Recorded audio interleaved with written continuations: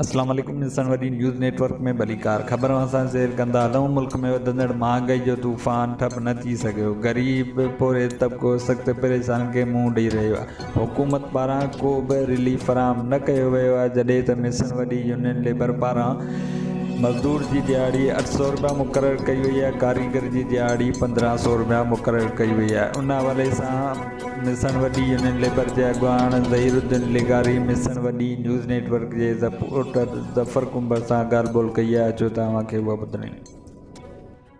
अस्सलाम वालेकुम। पहिरीं तव्हां जेको शुक्रगुज़ार आहियां मिसन वडी न्यूज़ नेटवर्क वारनि जो, जिन जो अची जेको आहे सो मुंहिंजो बयानु रिकॉर्ड कयो।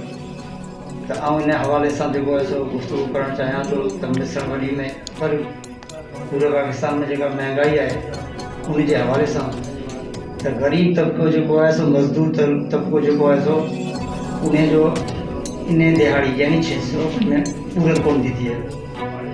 सो उन हवाले सां जेको आहे सो पंहिंजे तरफ़ां यानी मज़दूर जी दिहाड़ी 800 रुपया ऐं मिस्त्री जी दिहाड़ी 1500 रुपया जो ऐलान कयां थो, जेको मुंहिंजे बस में आहे। बाक़ी सभिनी जेके दोस्तनि खे जेके मिस्त्री आहिनि उन्हनि खे इहो ई पैगाम ॾींदुसि त हू बि